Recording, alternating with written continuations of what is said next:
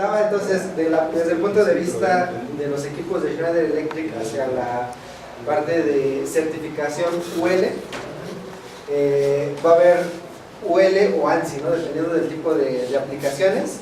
Está el PZ4, PD6, PD2. Entonces, lo importante es la aplicación para detectar lo que nos va a hacer más útil. Lógicamente que a la aplicación va a seguir funcionando, ¿no? Entonces, aquí vamos a ver algunas de las características en cuanto a las características del cliente, en cuanto a necesidades o preferencias, el tipo de ambiente donde estamos aplicándolo, los estándares y tecnología, ¿no? Entonces, desde el punto de vista de preferencias, vamos a ver de los puntos que tomábamos al inicio, ¿no? Mantenimiento, ¿qué tan continuo va a ser este? Veíamos que en el caso de los switchgear es por el mismo proceso donde va a estar utilizándose, es más probable que se llegue a requerir el mantenimiento. El tiempo que vamos a tener disponible en la energía está en ese punto bien crítico, viendo desde el punto de vista industrial o un edificio, pues es donde creen que va a costar más caro el que se vaya la energía. ¿Qué aplicaciones consideran?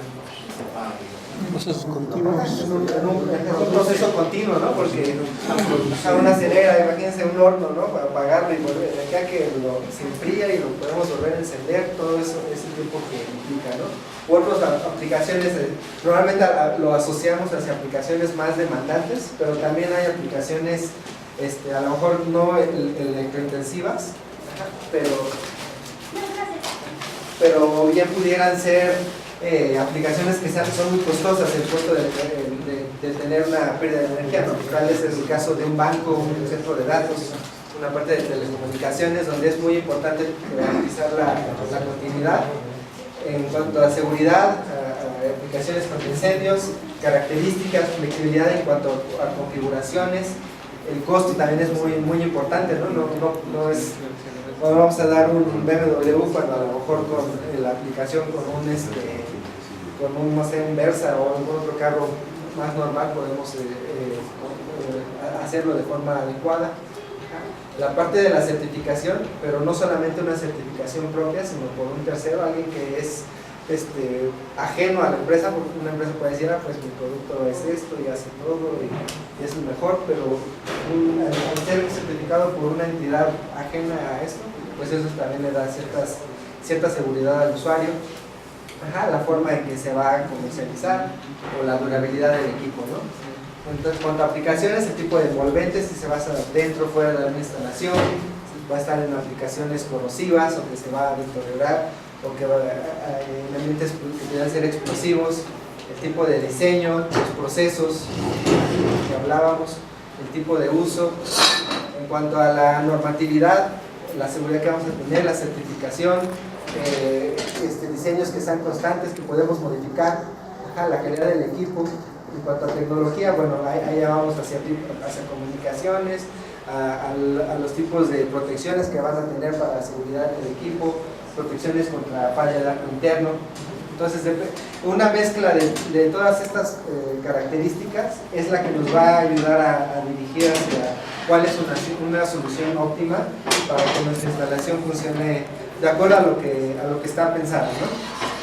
En una escuela, pues a lo mejor no es electrointensivo, no va a ser necesario que esté toda la seguridad, porque cada fin de semana pudiéramos darle algún servicio y conectar toda la energía sin mayor problema, ¿no? Pero en un data center o en una fábrica de petróleo acelera, pues no pasa lo mismo.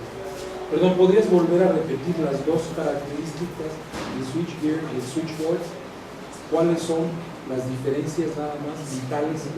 Las vitales, la parte normativa, ese es como lo crítico, lo que va a diferenciar, pero si nos damos más hacia aplicaciones, la disponibilidad del equipo, en el caso del switchgear, cuando son aplicaciones donde el que se vaya la energía por algún tiempo es muy costoso. También la parte de la seguridad y la parte de poderle dar mantenimiento, ¿no? Que va un poco ligado hacia la seguridad. Físicamente, vamos a ver que para un switchgear, de acuerdo a UL, requiere cierta compartimentación Ajá, ahorita vamos a ver imágenes que requiere la parte de los interruptores, la parte de las barras y la parte de conexión de cables. En el caso del switchboard no requiere eso, simplemente, de hecho vamos a ver que es vacío en la parte posterior, ¿no? Donde vamos a pasar los cables o cables. Inge, una pregunta. Mira, nada más como para entender la tablita, tú manejas aquí esas 4, digamos, características o condicionantes para la selección o aplicación de estos tableros, ¿no? Sin embargo, en la parte de arriba de este lado tienes el switchgear y el switchboard. Significa que todas esas características en las necesidades del cliente o las preferencias, necesidades del cliente, ¿le aplican a ambos? No en mayor o mayor proporción, ¿no? Habrá instalaciones que, vamos a ver, el tiempo de disponibilidad de la energía. Sí, eso es lo que quería yo, porque hace rato estabas preguntando precisamente dónde y cuál de los dos es más el impacto, ¿no? El impacto, por decirte, una falta de mantenimiento, ¿no? Pues era para separar un poquito cuáles de esas balitas le tocan a uno y cuáles a otro. Ok, no es que directamente todas las que estén abajo le apliquen el switchboard ni las que estén aquí arriba. Va a ser una balanza, ¿no? El costo-beneficio de la aplicación, porque digo, no es, pusiéramos el más robusto es el switchgear, no vamos a poner un switchgear para una escuela. Claro. Porque ya ahí el costo ya es algo importante, ¿no? El costo del equipo. Pero hay aplicaciones en las que el costo de no tener energía puede ser incluso más costoso que el mismo equipo, ¿no? Sí. Entonces es ahí donde tenemos que preguntar hacia estas características. ¿Qué es lo que, las importancias lo que nos va a manejar el escoger un especificativo, un tablero, para direccionarlo hacia un switch o el intermedio, que va a tener como que una flexibilidad, ciertas características del switch, pero sin llegar a hacerlo, y siempre seguirlo en un switch. Entonces, el punto de partida para tratar de diferenciar un poquito esas necesidades, preferencias, sería desde la aplicación, ¿verdad? De la aplicación, justamente lo que comentaba el ingeniero, ¿no? ¿Cuáles son los principales puntos que nos diferencian? Y es en donde empezamos a ver. De los principales, pues es el mantenimiento que esté disponible, la disponibilidad del equipo, de la energía, por la aplicación, y el mantenimiento. Son como que los principales. Y eso nos van a ayudar a decir, pues ¿qué norma me conviene utilizar para esto? Entonces, ahorita vamos a ver un poquito de la... Qué bueno que lo aclaras, porque es que la tabla sí confunde un poquito. Sí, ves en la parte de arriba, ves en la parte de abajo. Órale, entonces son las características a evaluar. de ambos. Ajá, Las características a evaluar en tu instalación, para que con base en esas evaluaciones de cada ítem que te ponen de los 4, tú decides si te conviene el switchgear o el switchboard. No, de acuerdo, pero son de los dos. Tienes razón. Correcto, es una valoración. Okay, bueno, dentro de los códigos o de los estándares norteamericanos que aplican, ANSI, la IEEE, UL, CSA, para la norma canadiense, NEMA, el NEC, equivalente a la NOM, y bueno, el CS equivalente a la norma canadiense, que son los que vamos a estar hablando. Para un switchgear vamos a ver que todos los componentes, vamos aquí a hablar de dos cosas, ¿no? La estructura y los componentes, los interruptores, que son como los elementos básicos de un equipo. Entonces, la estructura, hay estructura ANSI, pero también hay estructura, interruptores ANSI. Y hacia la parte de switchboard, son UL, y también y vamos a ver los diferentes tipos de normativa, ¿no? Porque si bien ANSI, a lo mejor todos lo conocemos a través de la IEEE, sin embargo, el organismo que se lo certifica es UL. Aunque diga que cumple con ANSI 13720, el etiquetado va a ser UL, pero no va a ser el UL del 891, que es el que aplica para los switchboard, ¿no? Es el I66 para el ANSI. De igual forma, para los interruptores son diferentes estándares. ¿Hay norma mexicana para el switchboard y el switchboard? Para el switchboard hay dos, la NMX es la ANSI, sí, no es de la, sí, es de la 351, es el equivalente a la UL 891. Ajá. Pero ahí digo, en cuanto a construcción exige eso, pero no exige el etiquetado. Entonces volvemos a la parte de lo que mencionaba previamente, ¿no? Pero sí cumple, ¿no? Como para ponerlo en el listado. Ajá, pero aquí vemos esta parte, ¿no? De la importancia de un certificado por un tercero, ¿no? Yo puedo, las NMX no son exigibles, obligatorias, No. y tampoco hay como el organismo que justamente evalúe todos esos puntos o que se exija, ¿no? Entonces, Me parece que la NOM 001 en su nueva versión ya... pero la NOM 001 es el equivalente Pero habría que poner los hechos porque estás hablando de normas canadienses, americanas. Ok, sí, sí, Pero aquí sí, falta la parte Precisar de... cuáles son exactamente. Ok, sí, si quieren, A lo mejor más adelante. reviso esta parte y les comparto. Como una idea, ¿no? Lo que pasa es que siempre el cliente va a tener la duda, oye, digo, a mí me ha tocado que uno lo revisa y dice, no, es que mi equipo cumple con la norma ANSI, UL, lo que me diga así, pero debe de cumplir con la de la... El que tiene equivalente es la de los switchboard, el de switchboard no hay una equivalente. Entonces ahí ya precisas son 4, ¿no? Para el switchgear, ANSI C37, Ajá, 20.1 para el estándar y el punto 7 para el hardware system. y la UL 1558. Ajá, este es el certificado que estaría, ¿no? Para Para el certificar. 1558, y todos los criterios de diseño y de pruebas están bajo ANSI, que están cubiertos, ¿no?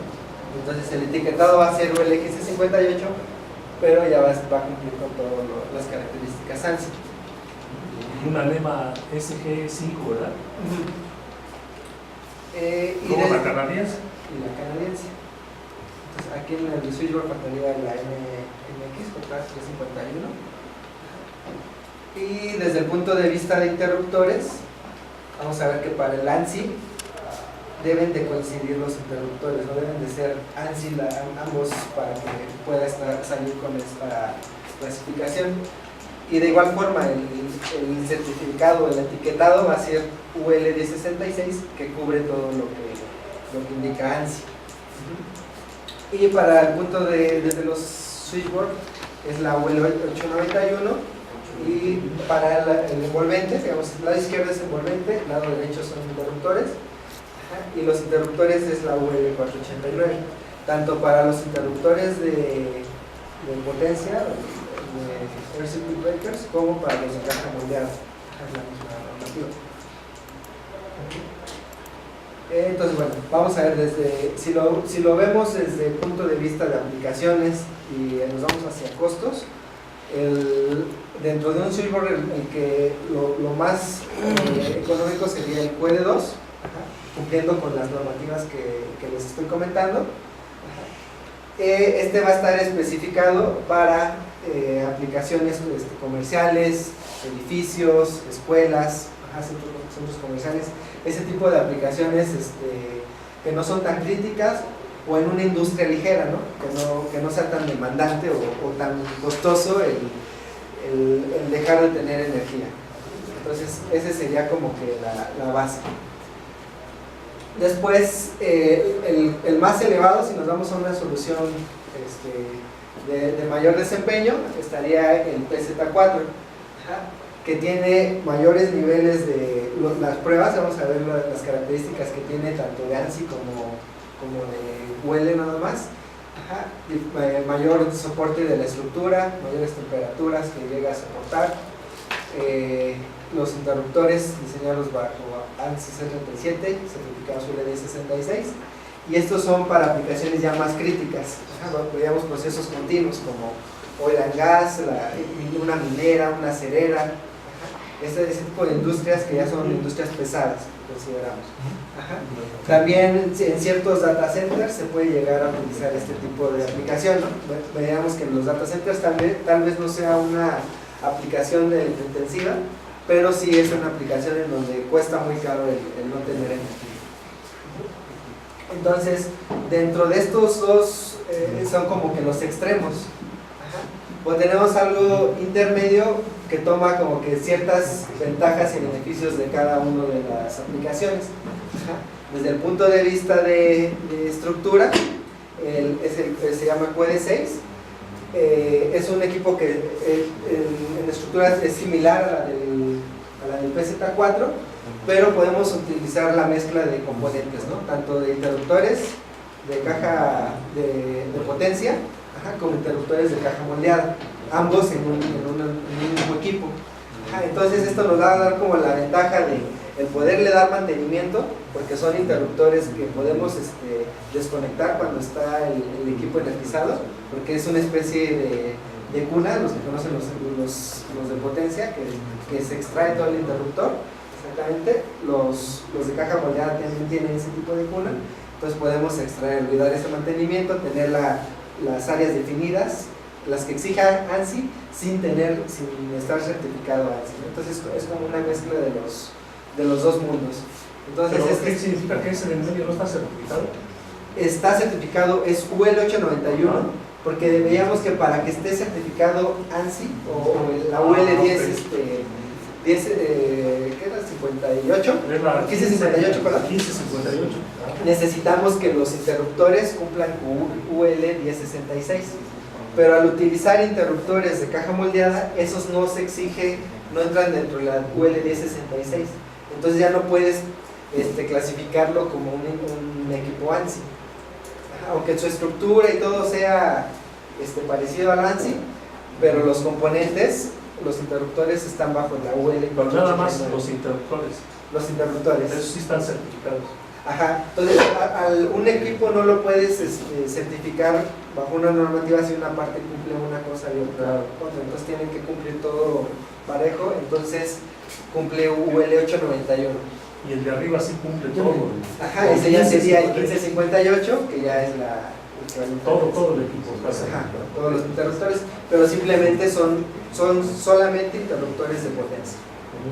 Aquí el interruptor más chico es un marco de 400 amperes, que se puede ajustar para abajo, para hasta 150, pero ya es un interruptor de potencia, no es un caja moldeada.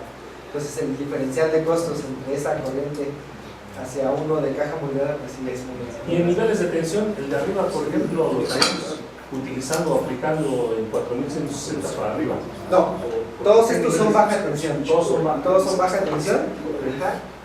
Para la clase de aislamiento que tienen los switchboard es 600 volts, sobre todo tanto para estructura como para componentes. En el caso de ANSI pide 635. ¿Intensidad te refieres a que es el SIG? No, me estaba hablando de tensión. No, ya sé que te habla de tensión. Me refiero porque tú hablas de caja moldeada y de potencia. Cuando te refieres al de potencia es LSG, mientras que el moldeado es LI. Bueno, es que ahorita con las tecnologías recientes, los caja moldeada ya también pueden ser LSG. Interruptores de potencia, me refiero a que como muy electromagnéticos o en sí el automático. El Air Circuit Breaker es como que el nombre como global de ese tipo de interruptores, ¿no? Es algo, estoy dirigiendo esos. Cuando dices de potencia. Los de potencia. No, es que lo mismo dice automático. Entonces, bueno, vamos a ver que dependiendo de qué tanto mantenimiento, qué tan rápido queremos tener el equipo disponible, o sea, en cuanto a la entrega, el área que vamos a utilizar, el tipo de industria o de aplicación y el precio, es que va incrementando, ¿no? Entonces, por ejemplo, el mantenimiento, veíamos que pues no requiere tanto mantenimiento, podemos desenergizar y no va a ser tan crítico. En este va a ser intermedio porque sí podemos darle mantenimiento, quitarlo, removerlo. Y en este pues de igual forma. El tiempo de entrega, pues lógicamente la construcción de cada uno es más. Ahorita tengo imágenes internas. Al ser internamente, pues prácticamente el uso horizontal, no tiene tantos componentes, es más fácil de ensamblar y así se va haciendo complejo. El área donde va a instalar En cuanto a frente, estas secciones tienen mayor densidad, las secciones son de 22 pulgadas, mientras que en este vamos de 30 pulgadas en adelante, es más grande. Y bueno, en estos dos más o menos es el mismo footprint. La industria ya veríamos en cada uno dónde está, y lógicamente el precio se va aumentando, ¿no? por la aplicación. Entonces veíamos que están los dos mundos. Ahorita vamos a ver las diferencias en cuanto a la estructura o al equipo. Ajá. Entonces vamos a ver lo que exige UL, lo que exige ANSI, dependiendo de los tipos de aplicaciones. Ajá. Para equipos de protección contra fuego, seguridad, pero que no requeremos mucho mantenimiento, esta sería la opción. Pero si requerimos mayor mantenimiento o aplicaciones electrointensivas, aplicaciones resistentes al arte interno, sería el ANSI. Aplicaciones no críticas, comerciales, residenciales. Si se acuerdan, la tablita que veíamos al inicio, donde no era tan lineal, aquí sí está dividido, ¿no? En cuanto a aplicaciones, a la sanidad, y vamos a ver que son todas las características que veíamos previamente, ¿no? Dónde va clasificada cada uno, ¿no? Entonces, industriales, el data center pues puede aplicar en estos dos, ¿no? Dependiendo de qué podemos usar, el PD6 o el PSD4, ¿no? Dependiendo, pero sí se recomienda que se puedan extraer los componentes, ¿no? O sea, aquí también hay que nosotros dirigir tanto nuestras aplicaciones o lo que estamos diseñando para dar una ingeniería acorde a donde va a estar aplicado. En cuanto a la selectividad, aquí tiene bajas, puede no tener selectividad, acá puede tener mayor selectividad al tener este tipo de todos los interruptores de potencia. En cuanto a uso, bueno, aquí las operaciones no son tan continuas, en ANSI llegan a ser más continuas, vamos a hacer más operaciones y nos debe de garantizar el poder funcionar después de todas esas operaciones. Mantenimiento, en el caso de los switchboard, puede tener un bajo mantenimiento, de plano no darle un mantenimiento mayor. En el caso del ANSI es un mantenimiento constante, ¿no? En cuanto a los componentes, bueno, las unidades electrónicas, lo que ya manejamos en ambas opciones se pueden utilizar.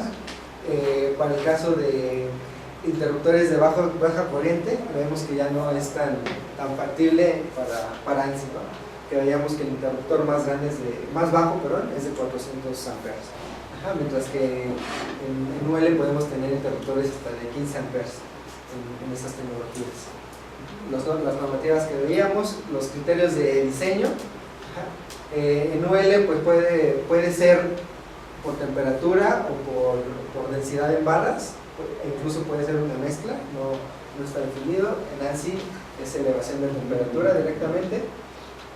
En el caso de UL, las puertas con bisagra no son requeridas, en ANSI sí son requeridas, justamente para esa parte del mantenimiento. El calibre de la estructura, el cortocircuito que tiene va equivalente, ¿no? Y va dependiendo de los interruptores o fusibles que tengamos. Este es importante, ¿no? Lo que va a soportar la estructura como tal ante una falla. Lo que está definido en UL no es requerido, aunque aproximadamente se garantiza una corriente de 65 kA entre 18 y 30 ciclos. En el caso de los switchgear se exige entre 85 y 100 kA a 30 ciclos.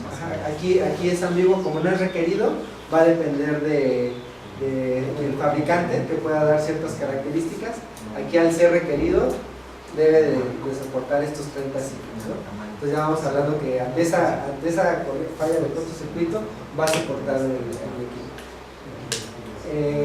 La parte de estructura o de aplicaciones de protecciones al arco interno, aquí no hay tantas opciones. Acá hay opciones pues, de poner barreras, aislar, equipos que sean resistentes directamente por su estructura al arco interno. o componentes como elevadores que nos permitan dar esas protecciones, ¿no? Que ya va más hacia la parte de la seguridad en la instalación. En cuanto a la certificación, bueno, veíamos que en este es la UL891, aquí la 1558. Y aunque la ANSI es una certificación normal, el que sí es exigible es la UL 1558. Y por eso le comentaba que el etiquetado va a salir con UL, aunque va a cumplir con todas estas características.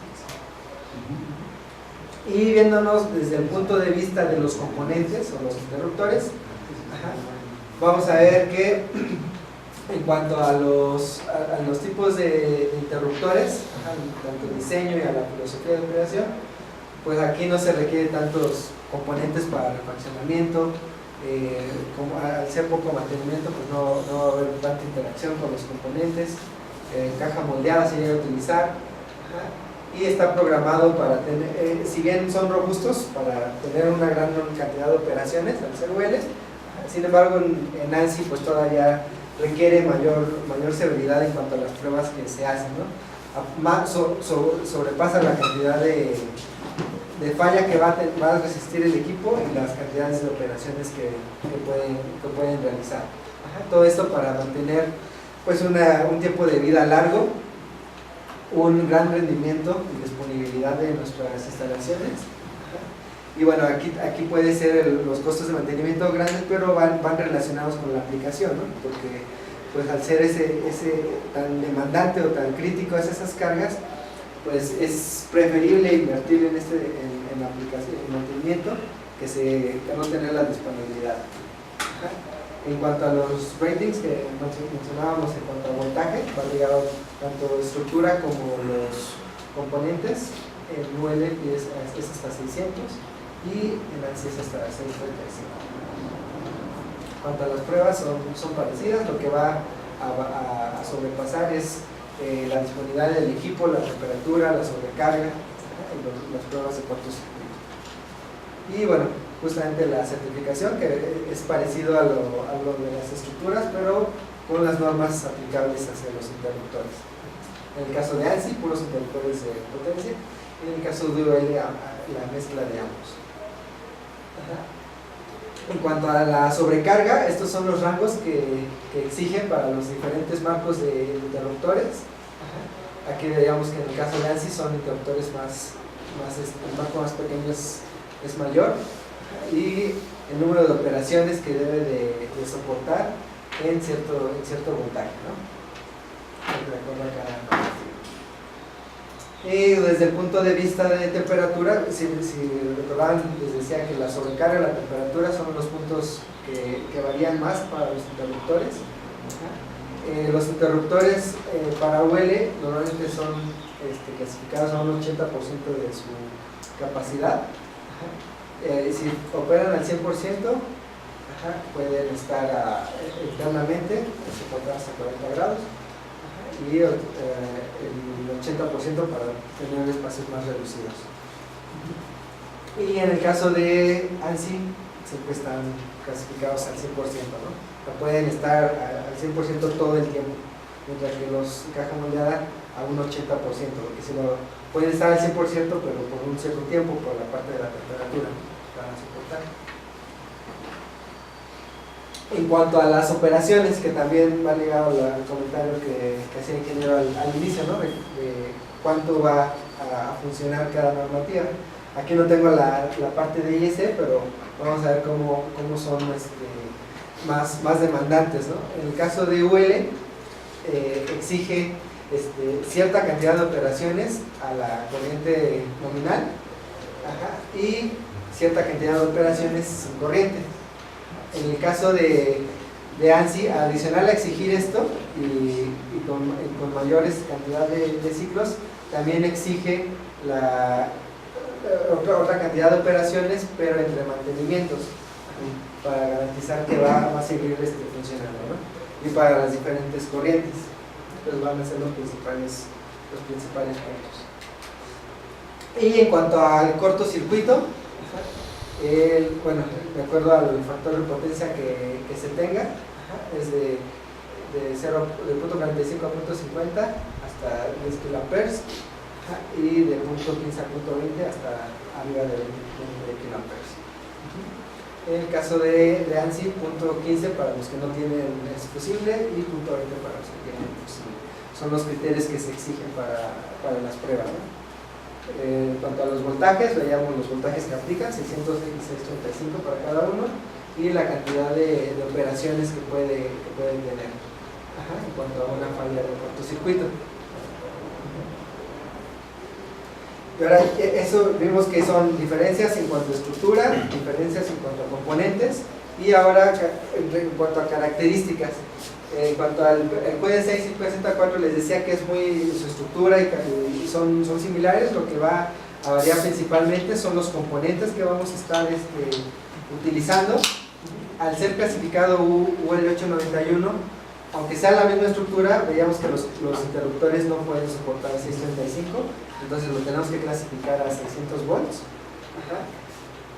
De igual forma, para el cortocircuito va ligado a los componentes. En el caso de la falla, veíamos lo que en UL no se exige, en ANSI sí se exige, los interruptores que van instalados. Bueno, aquí los tipos de marcos que podemos utilizar, cada uno para poder instalarlos va cumpliendo la UL1066 para este caso y la UL891, ¿no? Para este caso. Las secciones, al tomar base la estructura, ambas son de las mismas dimensiones. Vamos a ver ahorita las diferencias contra un QD2, pero veíamos que el QD6 y QZ4 dimensionalmente son parecidos. Lo que va a variar son los componentes, los interruptores. Aquí justamente esto, ¿no? Aquí sí podemos utilizar interruptores pequeños, pero en esta no se puede utilizar. En cuanto a las comparativas de la estructura, bueno, se puede acoplar a diferentes tipos de equipos. De lo que es importante considerar es que ambos equipos, el tipo de acceso es posterior. Vamos a ver que en los juegos podemos tener acceso frontal o posterior, dependiendo de lo que necesitemos, pero en este caso sí se exige para poder reducir el frente, necesitamos acceder a la parte trasera, ¿no? Veíamos que está la parte de interruptor, de barras y de cables, ¿no? Las unidades que se pueden utilizar, los interruptores electrónicos en diferentes sistemas. Bueno, en cuanto a características opcionales, bus aislantes si requerimos mayor seguridad en el equipo, barreras para dividir lo que es los diferentes segmentos, las diferentes secciones, que nos da la parte de la seguridad, ¿no? Si llegara a haber una falla, contenerla en esos cubículos. Sobre ese mismo punto, hace rato vi que había un concepto relativo a la parte de la prueba dieléctrica. ¿Esa prueba dieléctrica en qué parte se lleva a cabo? ¿O la pueden hacer también en las barras? El dieléctrico, bueno, en los prototipos se hace una prueba y cada que sale un equipo se hace esa prueba dieléctrica y exige en UL hasta de la tensión a la que está aplicado se duplica y se le agrega es 2 veces el voltaje nominal más 1000. Más 1000, exactamente. Esa es la norma. Y ese es el equivalente a la... ¿Ese criterio en cuál norma viene? Es una norma que lo utilizan para motores eléctricos principalmente, y así se hace no recuerdo, te soy honesto, te lo diría, pero sí sé que es una regla de dedo. Y esta norma de 2 veces el voltaje nominal más 1000. Más 1000. Ok, pero es aplicar también para los tableros. Para los UL es tal cual esta, y para ANSI exige más voltaje. Es un voltaje fijo, pero supera siempre el criterio más grande, ¿no? Porque en este caso la tensión más alta son 600 por 2, 1200 más 1000 son 2200. En este exige son más de 2200, me parece que 2500. Si ahorita busco el dato particular para que se los dé, pero supera el criterio más exigente de este, lo supera acá, lo que exige la prueba directa. Porque en alguna ocasión tuve un caso en donde pues se trataba de un tablero fabricado con normas y probado con normas IS, ¿sí?, contra un tablero ANSI, y resultó que las pruebas del tablero ANSI eran menos exigentes que las pruebas de IS menos exigentes que las pruebas ANSI, y eso pues de alguna manera le daba más aceptación al tablero ANSI. De hecho, en general es lo que pasa, ¿no? Justamente el comentario que hacía el ingeniero al inicio, que IS como que lo hace muy a su marco y no se sale de esas características. Hay una situación donde se ve claramente qué es IS y qué es NEMA. Si tú pides un contactor, lo que decía Gerardo, si tú pides un contactor para un motor, hay 21 opciones de tamaños en IS. Sin embargo, para la misma equivalencia de motor, hay únicamente 9 tamaños de arrancadores NEMA. Entonces ahí te das cuenta que si tú pones un tamaño, uno te abarca 3 o 4 tamaños, mientras que el otro, el IS, tienes que irte específico porque están chicos y muy estrictos. La situación es que ¿cuál es la ventaja? ¿Y por qué el NEMA es mejor? Por el tamaño del mismo equipo, tiene más masa y te permite en un determinado momento disipar más rápidamente el calor, mientras que el otro no. El IS es muy reducido. No, sí, es lo mismo. Y ahí se veía precisamente que al ser más reducido, pues se entiende que la distancia entre las barras, pues también definitivamente todo es más cerrado. Así es, comparativamente con los tableros ANSI. Y ese era el tema, ¿no? De que al final de cuentas había mayor probabilidad de que te fallara un tablero IS que un ANSI. Sí, definitivamente. Y eso de hecho, por eso México es un país, es abierto porque se permite ambas aplicaciones, sin embargo, tiene más tendencia hacia una aplicación NEMA, ¿no? Más robusta. Sí hay aplicaciones IS, pero son en ciertos segmentos y no tan comunes, ¿no? Entonces, sí. A ver, de acá. Los envolventes, bueno, NEMA 1 o 3R, se pueden poner en powerhouses. Bueno, acoplamientos a electroductos, a grúas para manipular los interruptores, el bus al 100%,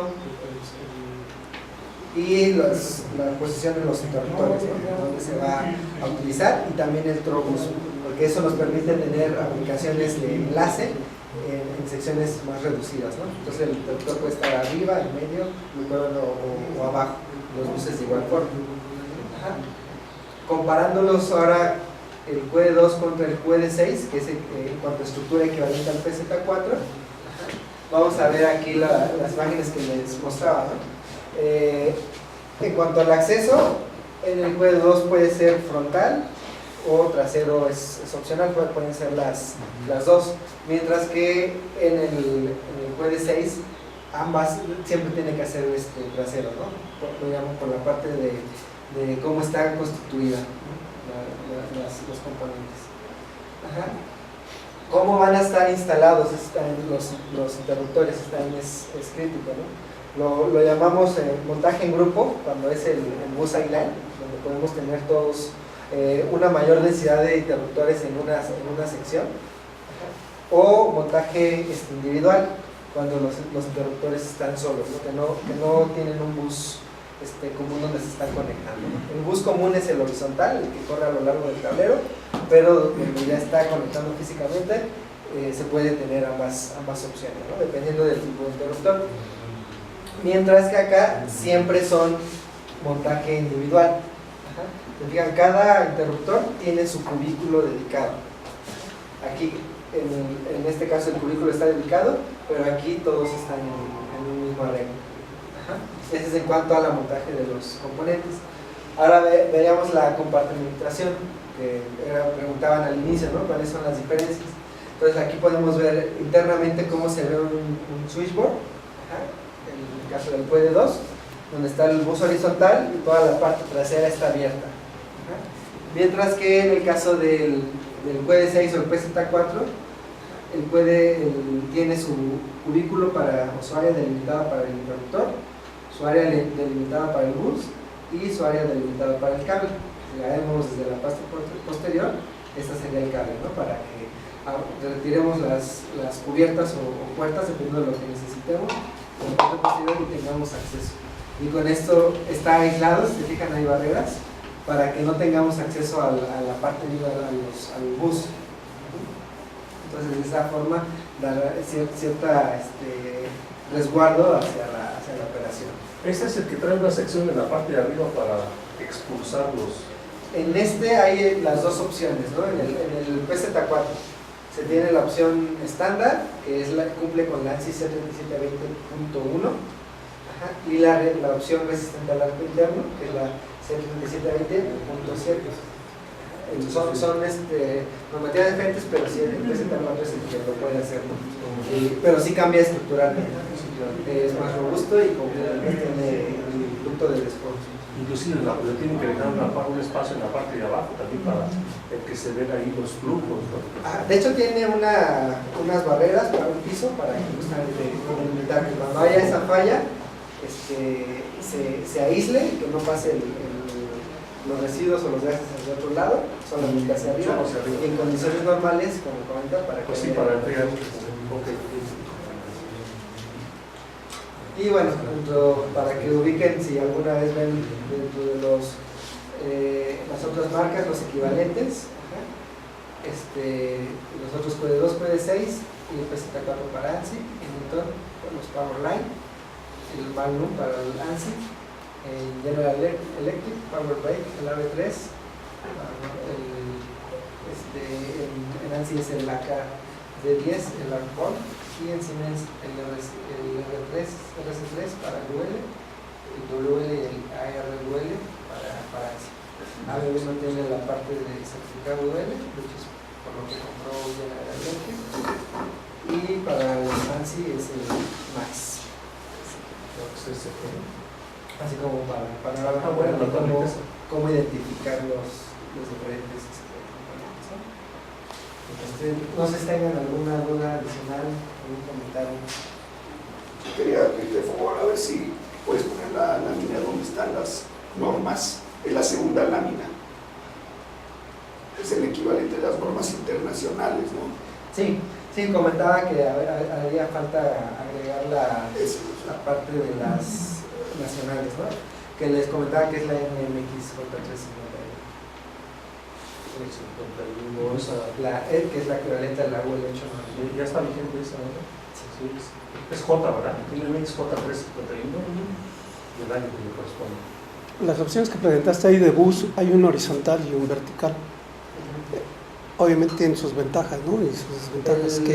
El bus horizontal es el que nos va a dar la capacidad del sistema, y el bus vertical es la capacidad de la sección. Entonces podemos tener un sistema de 5000, pero si vamos a instalar interruptores de 1000, de 2000, a lo mejor el bus vertical es de 3000, pero el bus horizontal es de 5000, para dividir la corriente, para no tener todo el equipo de 5000, no haría una aplicación muy costosa, pero sí garantizamos que todo el bus horizontal de tu sistema sí sea de la capacidad. Entonces por eso que varía, la capacidad de la sección puede ser más baja que la horizontal, más baja o igual. Gracias. En cuanto a, perdón, no sé si alguien levantó la mano. En cuanto a temas de mantenimiento, ¿hay alguna, digamos, información a donde se pueda ver los plazos, los tiempos recomendados por el fabricante para su mantenimiento? Sí, en nuestros manuales de instalación vienen las características tanto de instalación como de mantenimiento. Para desenergizar todo el equipo, pues veamos que en el caso de los switchboard, pues no es tan crítico el quitarlo, porque pues también no todas las aplicaciones requieren todo ese mantenimiento. En el caso del switchgear, veíamos que sí requiere más mantenimiento por las operaciones, pero también requiere una gran disponibilidad del equipo. Entonces, por eso es que el mantenimiento comúnmente se hace energizado. En el caso del mantenimiento de los switchboard, se hace desenergizado comúnmente, es la recomendación. Ajá, entonces, en el caso de del switchboard, pues vamos a requerir, no es tan forzoso hacerle un mantenimiento tan continuo. Y pues, se recomienda al menos las condiciones básicas de revisar, es que no tenga polvo, que no tenga humedad, que no tenga nidos, los torques, ajá, exactamente. Esos son los criterios básicos para los dos, ¿no? La periodicidad de cada uno, pues va a depender también de nuestra instalación, ¿no?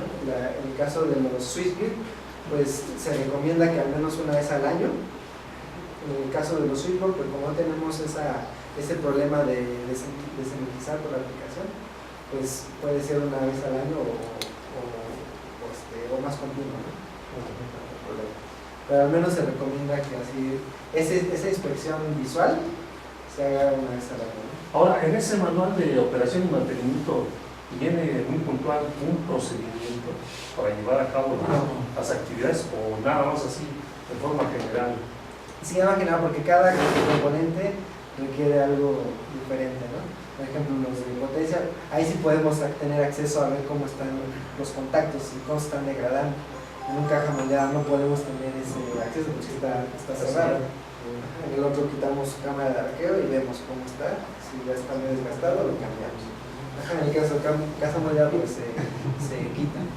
Lo que nos va a ayudar las unidades electrónicas en las dos opciones, es que esas unidades electrónicas nos permiten, con el parte de mantenimiento, ver qué tanto ha estado operando nuestro equipo y bajo qué condiciones. Ajá, porque no es lo mismo una operación sin carga a una operación con un cortocircuito o una sobrecarga, ¿no? Entonces va degradando de cierta forma cada tipo de disparo. Todas esas condiciones o, digamos, operaciones en sus diferentes formas se van registrando ahí. En los de unidades electrónicas, sí, se va registrando y lo podemos ir almacenando.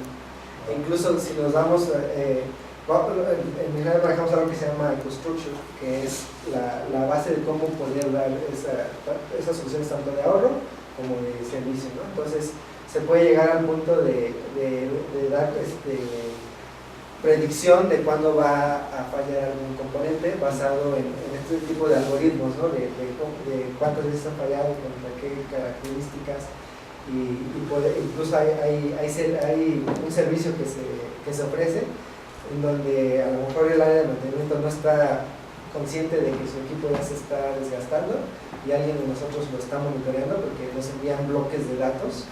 No tenemos acceso directo al sistema, pero sí recibimos información y esta la podemos analizar y mandar recomendaciones, ¿no? Hoy este transformador ha estado muy caliente por mucho tiempo, ya requiere algún servicio, o este interruptor opera muchas veces, ya a lo mejor requiere cambiar el contacto o vete previniendo, ¿no? Para hacer una libranza a tiempo y no estar con... Entonces esa función con esos protocolos y esas transmisiones de información ya vienen en estos equipos. Son opcionales, todo esto es opcional, ¿no? Como okay. Cualquier otra. Depende de lo que requiera el fabricante, digo, el usuario. Ajá, porque los de unidades electrónicas te van registrando eso, pero no te van a decir, ¿no? Eso tú ya lo tendrás que definir, ya ha fallado tantas veces y más o menos ver en cuanto a criterio. El que ya te den una notificación, ese es un servicio adicional. Entonces vamos a ver, uno es tener los equipos que lo puedan hacer e irlo escalando, ¿no? A lo que necesitemos. Ya hasta donde podamos llegar. Muy bien. ¿Alguna otra duda? Sí, yo tengo una pregunta. Sí. En cuanto al asunto del mantenimiento, hace rato hablaba del torque, que hablemos de los interruptores de potencia. Ustedes llevan los equipos, ¿no? Y de acuerdo a lo que les piden, ¿no? Pero si has visto cómo queda en la parte de atrás todo lo que es el cableado Y si han visto que realmente no tenemos espacio para un mantenimiento, hacer un torque adecuado. Y cuando la gente va a hacer el mantenimiento, a ver, ¿dónde está tu torquímetro? Calibrado, ¿eh? Y a ver, demuéstrame que lo estás haciendo. Y resulta que el torquímetro que necesitamos para eso es una dimensión que ni siquiera cabe. Entonces tendremos UL, tenemos ISI, pero a lo del mantenimiento. Esa parte, al tener las normas, pues tiene ciertos criterios en cuanto a ángulo de curvatura, de área que tiene disponible de acuerdo a esa norma. Pero no hablo de área de curvatura, sino estamos hablando de torque. De poder meter el equipo. Exactamente. Que, oye, espérame, pues es que aquí, ¿cómo lo meto? Si tengo un brazo de palanca de un tanto así, para poder, sí, eso es herramienta, ¿no? Pues, Y eso es elemental, porque en el mantenimiento, créeme que, ¿cómo lo hacemos? Está complicado, ¿no? sí, digo, sí se pueden hacer equipos más grandes, pero mucho esto va ligado al espacio que tengan en la No es instalación. tanto que se Las puedan normas hacer. exigen ciertas características para Sí, que vayan mínimo. con eso. Estoy de acuerdo con eso, pero mira, yo en lo que no estoy de acuerdo es que fabricamos equipos ASI, UL, o sea, está bien. Y ya cumple con la norma, ¿no?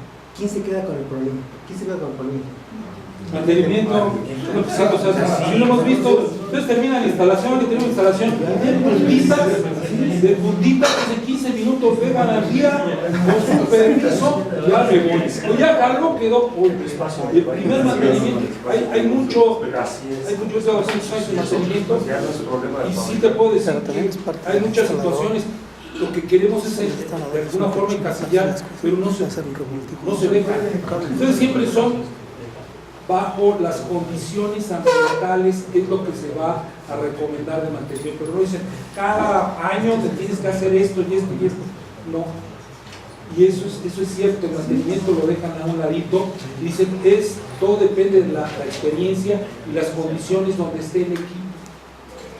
Y eso también es muchas veces muy ambiguo. Pero eso se podría, por ejemplo, pedir en la norma NMXJ de Switchbox, por ejemplo, se podría solicitar a ANSE que incluyera esa parte de un checklist para mantenimientos de los tableros, ¿no? ¿Sí? O sea, no sé, digo, está cañón meterte con UL, ¿no? Porque pues, es en Estados Unidos, pero aquí sí podríamos hacerlo, ¿no? ¿Qué es lo que se hace prácticamente y seguramente? Estar en el equipo y al año o a los 6 meses o antes si se puede, checas todos los toques a los 3 meses. Si todo está bien, lo seguimos trabajando. Y entonces al año lo vuelves a hacer. Entonces, ¿está todo bien? Ok. Entonces quiere decir que mi periodicidad es de un año. O más, puede ser más, pero dice, si en 3 meses no pasó nada y en el año no pasó nada, ¿qué quiere decir? Que nos podemos ir a 6 meses más, el año, a 2 años o a 3 años.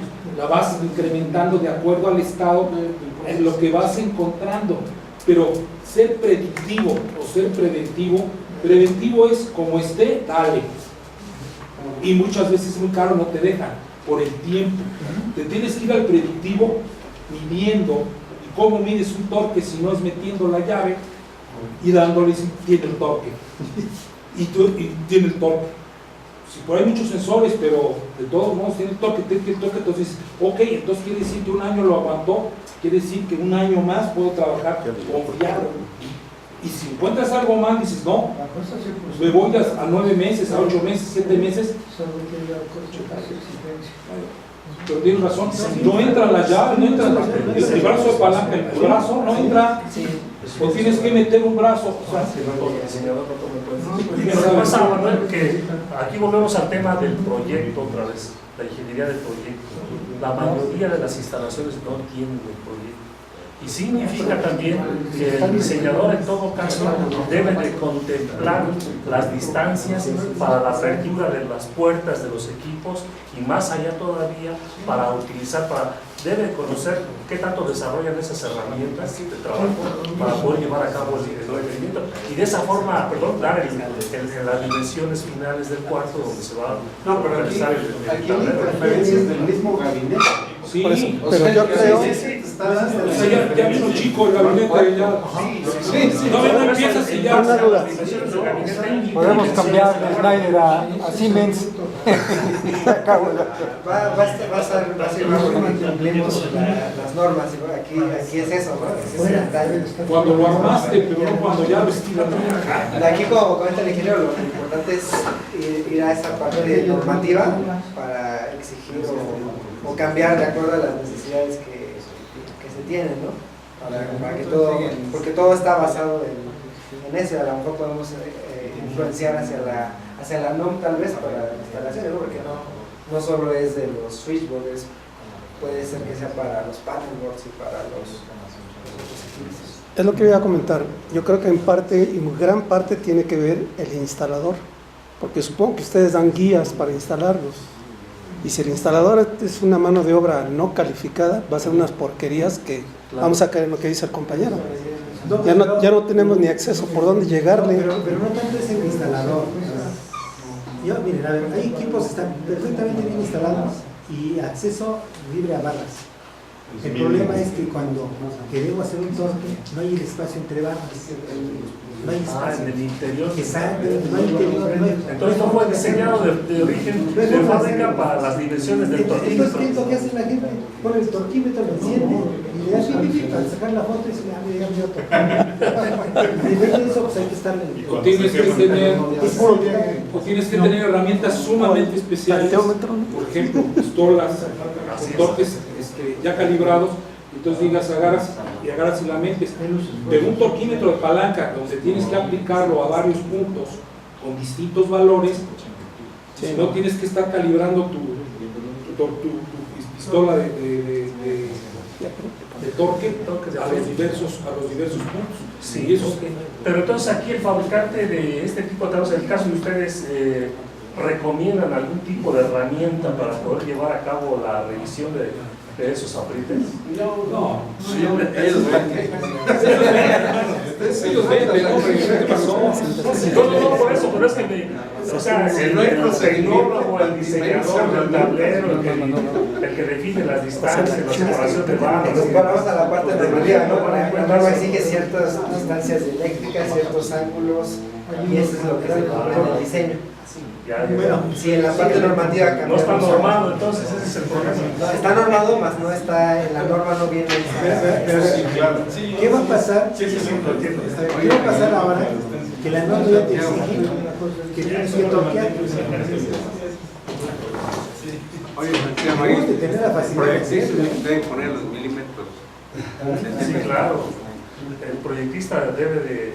Pero eso es para la parte externa del equipo. Sin embargo, como dicen los ingenieros, el problema es en la parte interna. Ya cuando abres la herramienta que se va a introducir para registrar aprietes, para, no sé, inclusive, como decía, para monitorar puntos calientes, pues a lo mejor no te permite, ¿no?